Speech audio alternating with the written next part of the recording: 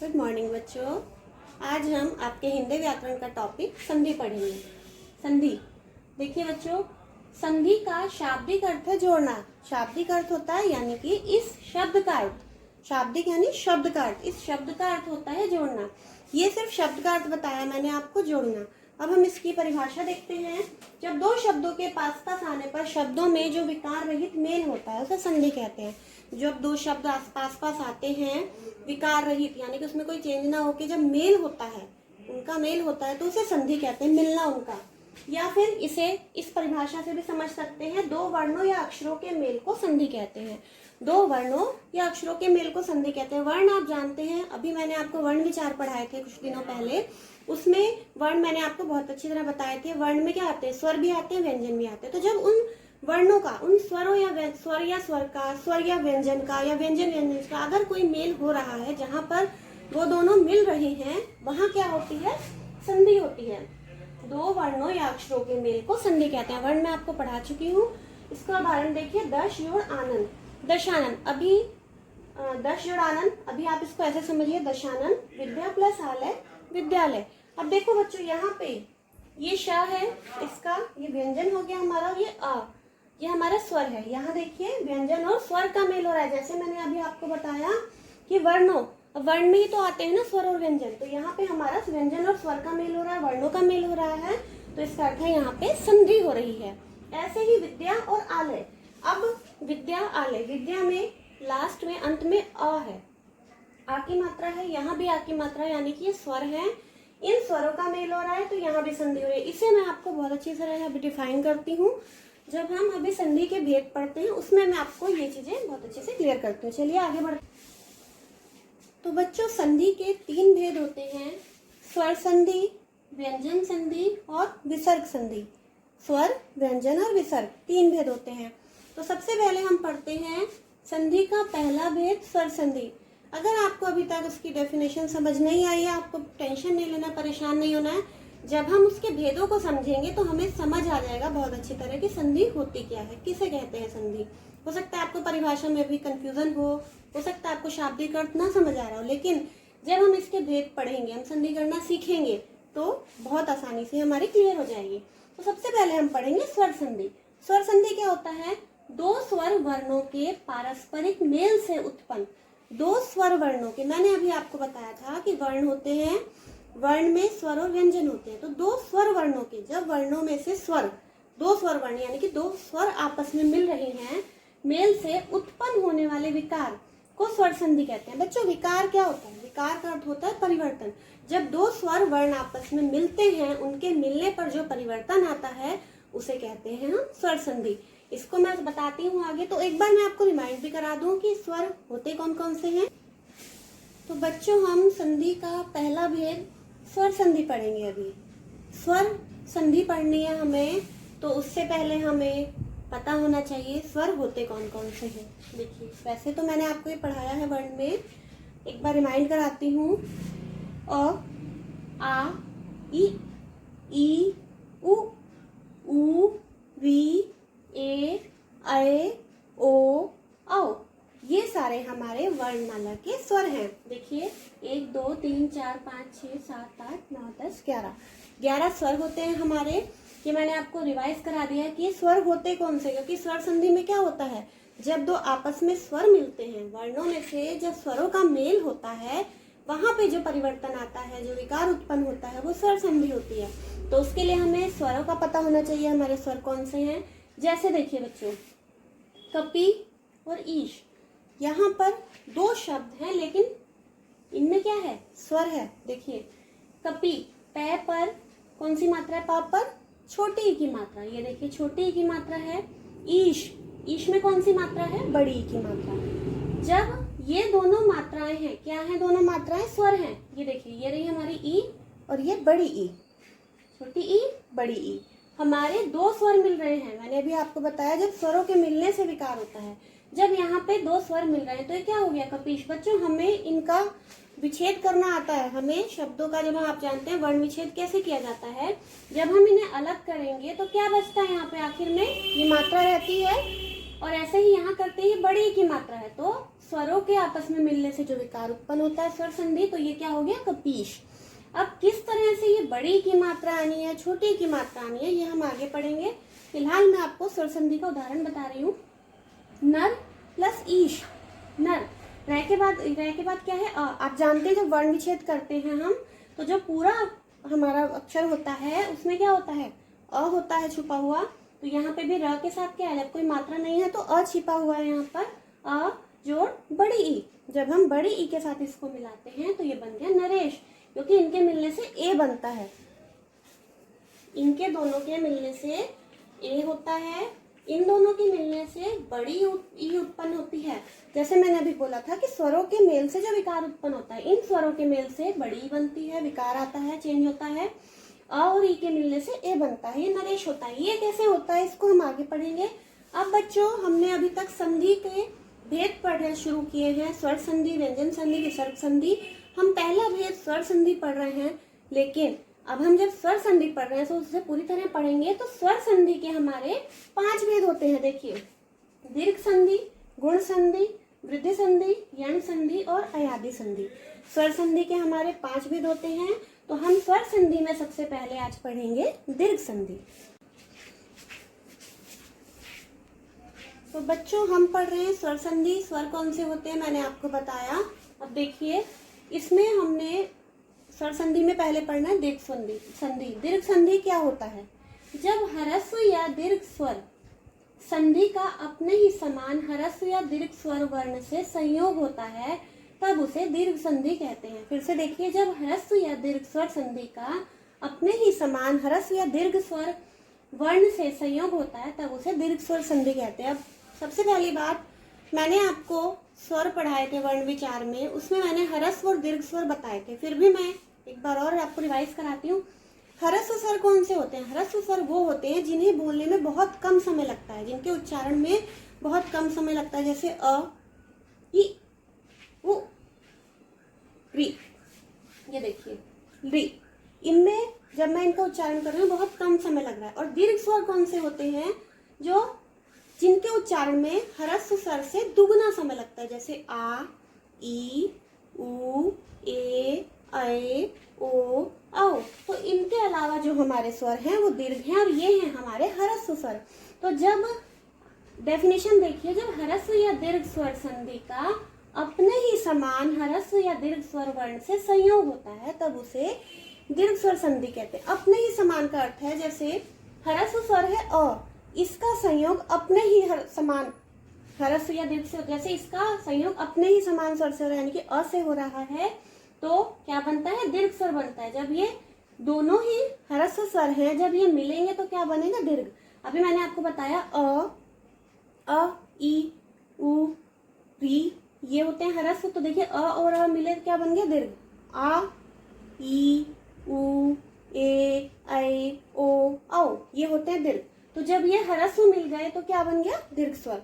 अब देखिए कैसे होता है ये, स्व जोड़ अर्थ।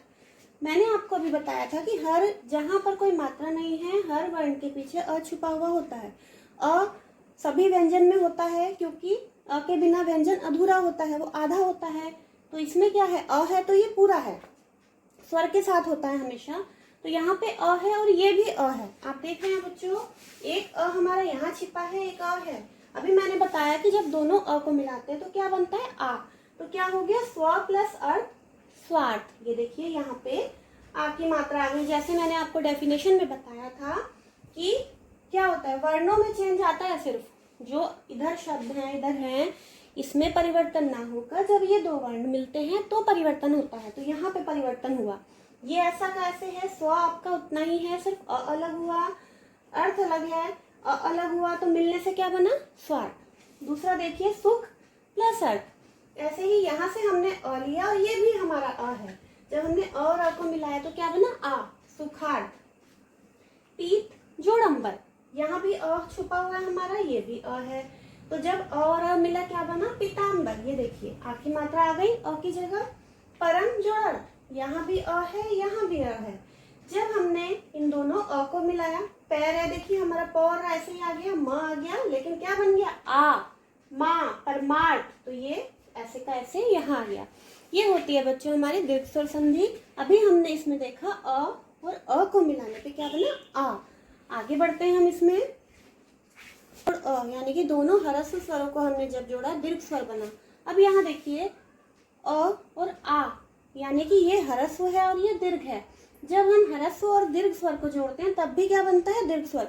हम दीर्घ संधि पढ़ रहे हैं तो ध्यान रखिएगा कि जब भी हम ह्रस्व को जोड़ते हैं, ह्रस्व दीर्घ को जोड़ते हैं, दीर्घ ह्रस्व को जोड़ते हैं या दीर्घ दीर्घ को मिलाते हैं तो क्या बनता है, हमेशा दीर्घ स्वर बनेगा। इस चीज का ध्यान रखें। तो ये आ के साथ आ देखिए सत्य जोड़ आग्रह, सत्याग्रह। देखिए सत्य मैंने अभी बताया था ना, हर वर्ण के पीछे अ छुपा है व्यंजन में। ये देखिए अ ये है और आ ये है। तो जब अ और आ को मिलाया, आपका देखो इतना, मैं आपको एक चीज और बताती हूँ। ये हमने ऐसे उतार दिया, हमने इससे ये ऐसे अ को अलग कर लिया, हमने ये ऐसे लिख दिया सत्य, और इधर हमने ये अलग कर दिया, ये हमारा यहाँ आ गया। चेंज कहाँ पर होना है, परिवर्तन कहाँ पर आना है, इस अ में जो यहाँ पे अ छिपा हुआ है और इस आ को मिलाकर परिवर्तन क्या आएगा आ। तो ये रही हमारी आ की मात्रा। ठीक है, देखिए एक मैं आपको बताती हूँ इसका, चलिए इसे ही समझा देती हूँ। ये देखिए अल्प और जोड़ आयु। अब मुझे पता है कि मुझे इसमें से अ लेना है। ये देखिए इसमें से मैंने अ अलग कर दिया।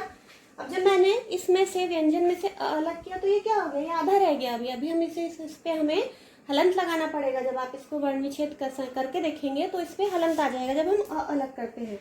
अब देखिए मैं इसे ही लिख के बताती हूँ। मैंने लिखा अल्प जोड़ आयु, मैंने अ ले लिया और यहाँ से आ ले लिया, तो मेरे पास क्या बचा, मेरे पास बचा अ ल प, आधा प बचा हुआ है अभी मेरे पास। ठीक है, ये आ ले लिया मैंने इधर और इधर से अ ले लिया, क्योंकि मुझे क्या करना है, अ और आ की संधि करनी है, अंत में आना है आ।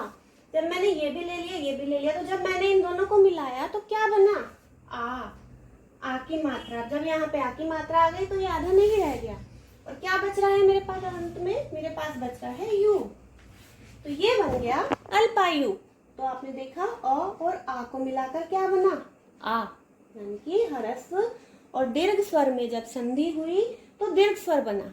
ठीक है, इसको ध्यान रखेंगे। ऐसे ही अगला देखिए उदाहरण, दश जोड़ानन। यहाँ भी अ लिया मैंने, यहाँ से आ लिया, दश ऐसे कैसे आ गया, आ की मात्रा आई संधि होने के बाद, और नन ऐसे का ऐसे आ गया। बहुत आसान है बच्चों, थोड़ा सा आप इस पे ध्यान देंगे तो आपको आगे कभी भी संधि दोबारा से पढ़नी नहीं पड़ेगी, अगर आप अभी इस पे ध्यान देंगे।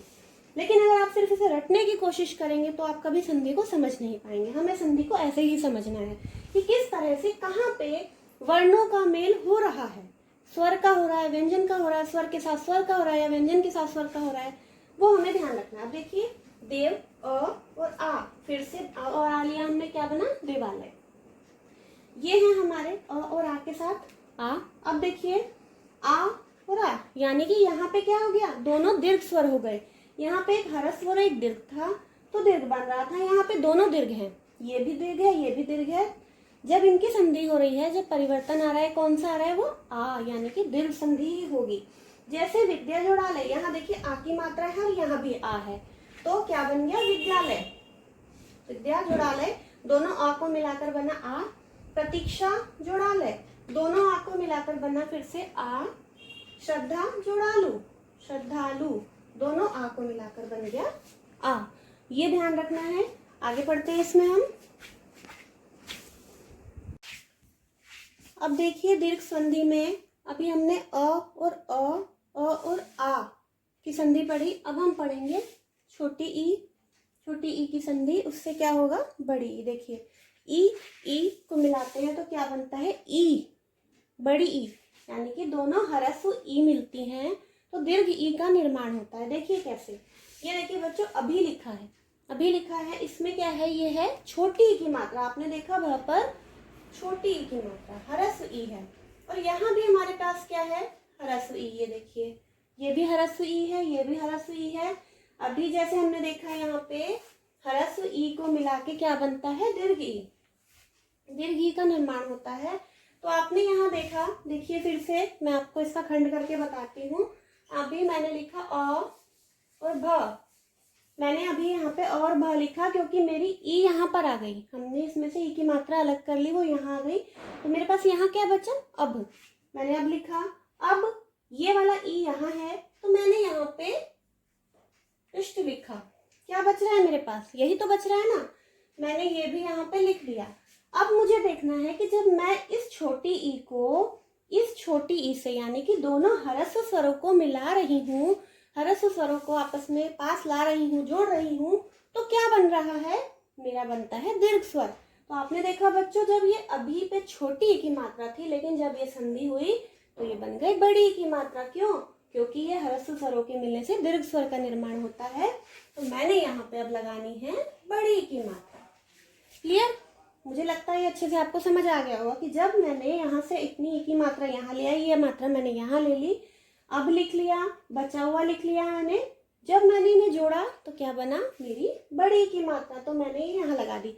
अब आपने देखा यहाँ पे छोटी की मात्रा थी, जब मैंने इष्ट के साथ संधि की तो ये बड़ी की मात्रा में परिवर्तित हो गई। क्यों हुई, अब आपको ये समझ आ गया होगा। इसी तरह अगला उदाहरण देखिए, सम, समी जोड़ इष्ट। समी में भी क्या है बच्चों, ई है, छोटी ई, तो यहाँ भी मेरे पास छोटी ई है। ऐसे ही करते हैं। चलिए, हमारे पास बचा क्या, जब हमने इसमें से ई अलग कर लिया तो हमारे पास क्या बच गया, सम। ठीक है, सम बच रहा है। अब यहाँ देखिए, यहाँ भी हमने ई अलग कर लिया, ये वाला ई अलग हो गया, तो क्या बच रहा है हमारे पास, ष्ट, आधा श और ट। अब फिर से वही हमें प्रोसेस देखना, वही क्रिया देखनी है कि जब हम इन दोनों ई को मिलाते हैं, छोटी ई को, यानी कि ह्रस्व स्वरों का मेल करते हैं, तो क्या बनता है, दीर्घ स्वर बनता है। तो यहाँ पे हमारी मात्रा कौन सी आएगी, बड़ी ई की। ये देखिए बन गया समिष्ट। बहुत आसान है, सिर्फ थोड़ा सा ध्यान देना है, बहुत आसानी से आप संधि को कर लेंगे। कविंद्र, ऐसे ही इसमें से हमने ई लिया, इसमें से हमने ई लिया छोटा ई, तो क्या बन गया, बड़ा ई, यानी कि दीर्घ ई।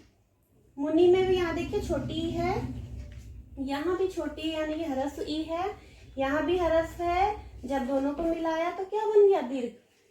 यहाँ देखिए, आप देख रहे हैं मुनि पर छोटी ई की मात्रा है, लेकिन जब इसकी छोटी ई के साथ ही संधि हुई तो क्या हो गया, ये बड़ी की मात्रा में परिवर्तित हुई, क्योंकि हम दीर्घ संधि में हैं अभी, दीर्घ संधि यानी कि बड़ी, तो ये बड़ी की मात्रा। ऐसे ही यहाँ कवि पे आपने देखा कि जब हम कवि लिख रहे हैं तो छोटी की मात्रा है, लेकिन जब संधि हो रही तो बड़ी की मात्रा आ रही है। क्यों आ रही है, क्योंकि हम दीर्घ संधि कर रहे हैं। जब हमने दो ह्रस्व स्वरों की संधि की तो वो क्या हो गई, दीर्घ हो गई।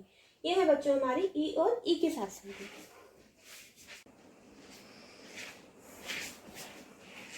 तो देखिए बच्चों, ह्रस्व ई और दीर्घ ई, जब हम ह्रस्व और दीर्घ को भी मिलाते हैं तो भी हमारा क्या बनना है, दीर्घ। अभी हम पढ़ रहे हैं दीर्घ संधि, इनमें दीर्घ ही होनी है संधि। देखिए, रवि ईश, रवि ईश, तो ईश, यहाँ देखिए छोटी की मात्रा है रवि पर, और ये क्या है, बड़ी की मात्रा। तो छोटी और बड़ी मिलने पे क्या बना हमारा, बड़ी, यानी कि दीर्घ संधि रवीश।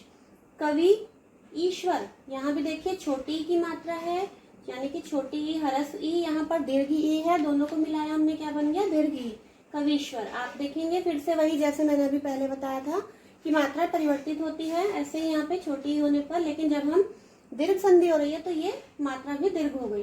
प्रति, छोटी की मात्रा है, ई, इच्छा, इच्छा बड़ी ई है, तो क्या बन गया, प्रतीक्षा, यानी कि यहाँ भी बड़ी ई की मात्रा है। ऐसे ही परी, यानी कि यहाँ भी देखिए आप बच्चों, छोटी ई है, दीर्घ ह्रस्व ई है, यहाँ पर दीर्घ ई है, इन दोनों को लिया हमने। अब मैं यहाँ पे पै और रै, मेरे पास यही बच रहा है, और यहाँ पे क्या बच रहा है, ये बच रहा है।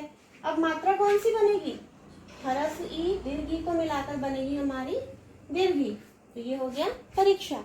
अब देखिए दीर्घ संधि में ही अभी तक हमने पहले पढ़ा था ह्रस्व ई को जोड़ा तो दीर्घ ई बनी।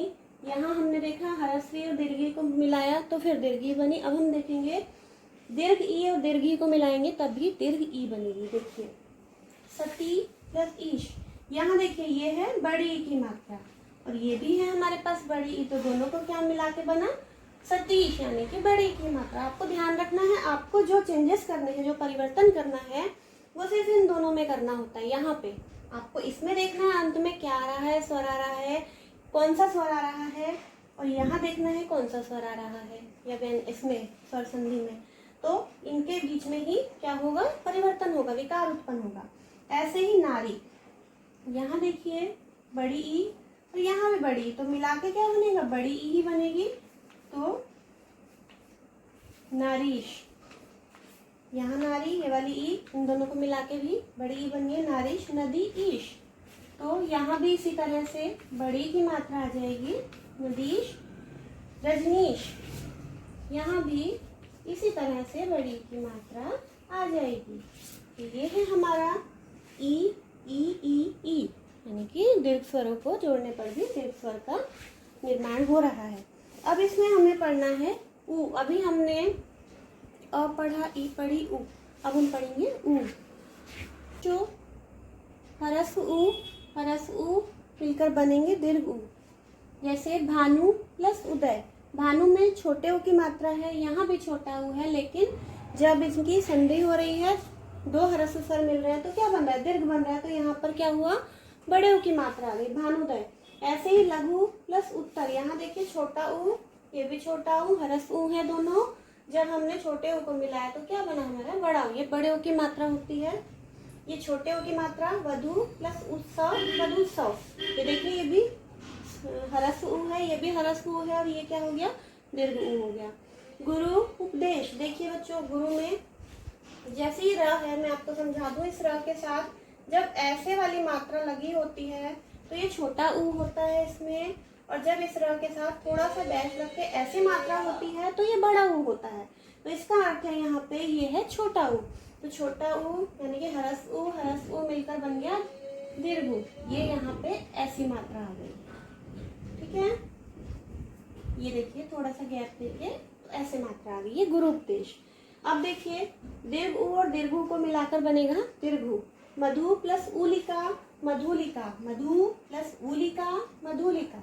मंजू प्लस उलिका, ये देखिए ये भी दीर्घ ऊ है, ये भी दीर्घ ऊ है, मंजुलिका। भू प्लस ऊष्मा, भूष्मा। भू प्लस ऊष्मा, बड़ा ऊ आ रहा है, यहाँ भी बड़ा ऊ आ रहा है, तो ये भी बड़ा ऊ, भूष्मा। ये भी बड़े ऊ की मात्रा आ गई, ठीक है। ये है बच्चों हमारी, आज हमने पढ़ी है दीर्घ संधि। अभी हमारे स्वर संधि के 4 भेद और बाकी हैं, अब से हम नेक्स्ट क्लास में पढ़ते हैं।